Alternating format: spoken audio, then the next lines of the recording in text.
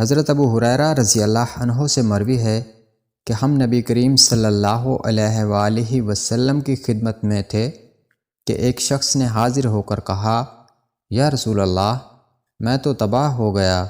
آپ صلی اللہ علیہ وآلہ وسلم نے دریافت فرمایا، کیا بات ہوئی؟ اس نے کہا کہ میں نے روزہ کی حالت میں اپنی بیوی سے جمع کر لیا ہے۔ اس پر رسول اللہ صلی اللہ علیہ وآلہ وسلم نے دریافت فرمایا، کیا تمہارے پاس کوئی غلام ہے جسے تم آزاد کر سکو؟ اس نے کہا نہیں۔ پھر آپ صلی اللہ علیہ وآلہ وسلم نے دریافت فرمایا، کیا پے در پے 2 مہینے کے روزے رکھ سکتے ہو؟ اس نے عرض کی کہ نہیں۔ پھر آپ صلی اللہ علیہ وآلہ وسلم نے پوچھا، کیا تم کو 60 مسکینوں کو کھانا کھلانے کی طاقت ہے؟ اس نے اس کا جواب بھی انکار میں دیا۔ راوی نے بیان کیا کہ پھر نبی کریم صلی اللہ علیہ وآلہ وسلم تھوڑی دیر کے لیے ٹھہر گئے۔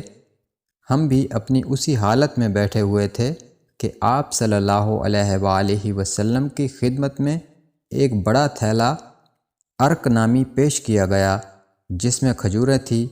عرق تھیلے کو کہتے ہیں جسے کھجور کی چھال سے بناتے ہیں۔ حضرت صلی اللہ علیہ وآلہ وسلم نے دریافت فرمایا کہ سائل کہاں ہے؟ اس نے کہا کہ میں حاضر ہوں۔ آپ صلی اللہ علیہ وآلہ وسلم نے فرمایا کہ اسے لے لو اور صدقہ کر دو۔ اس شخص نے کہا، یا رسول اللہ، کیا میں اپنے سے زیادہ محتاج پر صدقہ کر دوں؟ باخدا ان دونوں پتھریلے میدانوں کے درمیان کوئی بھی گھرانہ میرے گھر سے زیادہ محتاج نہیں ہے۔ اس پر نبی کریم صلی اللہ علیہ وآلہ وسلم اس طرح ہنس پڑے کہ آپ کے آگے کے دانت دیکھے جا سکے۔ پھر آپ نے ارشاد فرمایا کہ اچھا، جا اپنے گھر والوں ہی کو کھلا دے۔ صحیح بخاری حدیث نمبر 1936۔